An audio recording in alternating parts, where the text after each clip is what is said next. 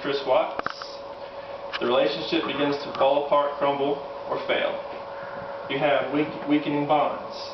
You get bored of the everyday routine, and you get distractions such as work, hobbies, relationships, no matter how harmless, even at the job.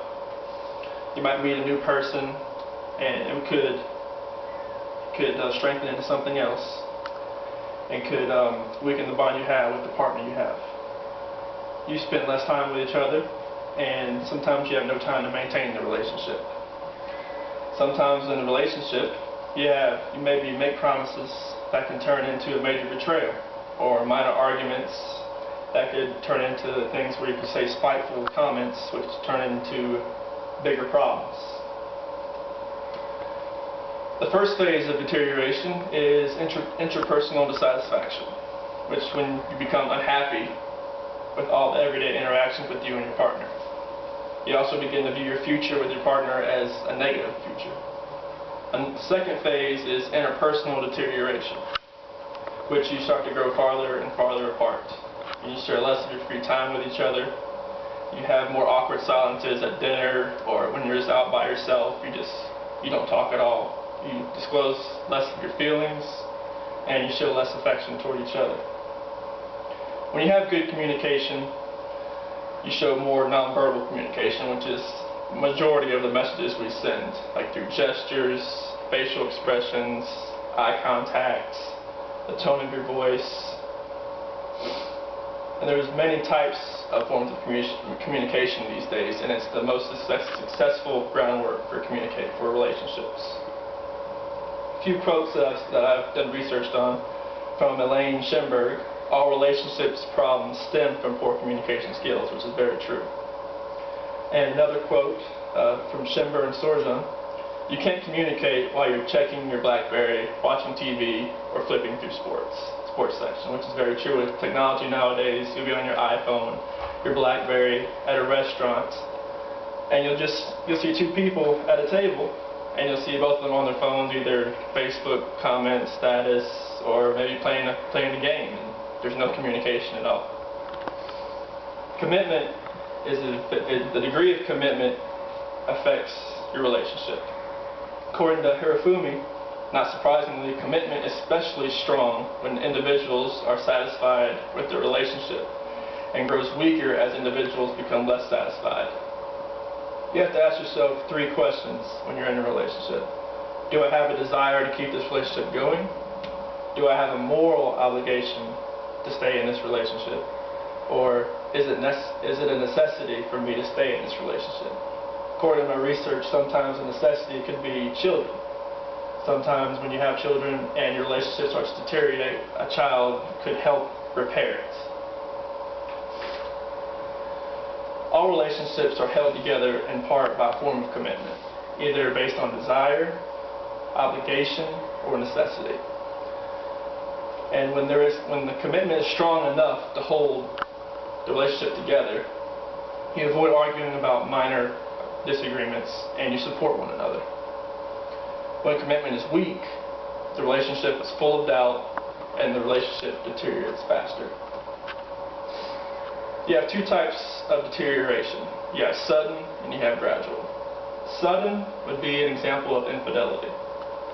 When somebody is not faithful to their partner, the partners realize that the relationship cannot be sustained. Gradual would be if you met somebody at work, or a new friendship has occurred, and as it goes on, you see that, okay, maybe this relationship has more potential than the relationship I have with my partner. And that would gradually push the old relationship out and push the new relationship in. Reasons relationships start to fall apart. Sometimes you no longer find your partner attractive, physically or in their personality. When you're in a relationship, you have to show desire, lust towards your partner. Sometimes when you get married, the lust and the desire kind of falls by the wayside a little bit. But if you want your relationship to keep going, I would suggest maybe go to a place where you first met, or go bungee jumping, go somewhere that will bring the excitement back. You no longer experience closeness, or when your differences become more important than the similarities. You just pick apart your partner, and you don't see anything that you have in common anymore. You just see something he or she does, and it just gets on your nerves, and you just can't let that go. And you feel you might do better with someone else that you've met. You think that you can no longer that your partner is someone that you can't be with. When you feel you are putting more into the relationship than you are getting out. According to Bloomstein and Schwartz, when a relationship breaks up, it's generally the more attractive one that leaves, which I agree with somewhat and then I disagree with. When in repair, the stage is not always pursued.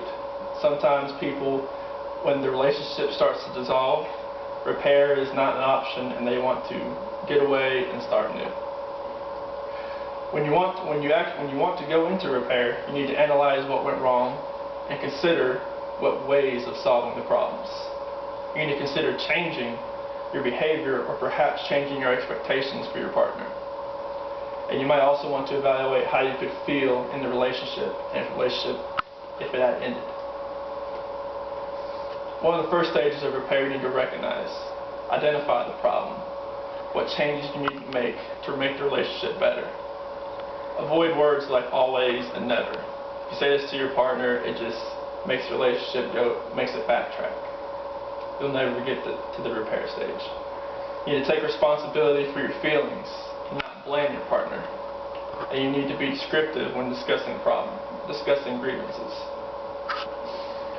Resolution and conflict resolution. You need to look closely for relational messages that will help clarify motivations and needs. Exchange perspectives and see the situation as your partner does. You need to own your own feelings and thoughts. Use active listening techniques. Listen to your partner. Make sure they feel wanted. Make sure that they know that you're there and not in space somewhere thinking about the baseball game that's coming up or the football game that's coming up, which I sometimes do. And think clearly before saying things you may later forget. Don't just blurt out something. Just think about it. Don't just, if something comes to your mind, then it might be wrong. I do that too. And keep channels of communication open. Always disclose your feelings. Don't keep things bottled up because it will later come back to bite you. Possible solutions. Discuss solutions that both you and your partner win. Don't have a win-lose solution. The win-lose solution, sometimes when somebody loses, you'll have hostility and you'll have resentment. Sometimes they may not show it, but they will be thinking it. You need to affirm each other. Support each other, positive evaluations, positive feelings. Always disclose your feelings, as I said. And cherish the gestures. It's a smile, a wink, a kiss, maybe just a hug, anything at all. Solutions into normal behavior. Say you're sorry. Sometimes it takes a lot to admit that just to say you're sorry, but it helps. Risk rejection by making the first move. Be willing to change, to adapt, to take a new task and responsibility. And in conclusion, I'd like to say that relationships are hard, but they're worth it in the end. And as the Swedish proverb says, a double joy is a shared joy, and a double sorrow is not a shared sorrow. Thank you.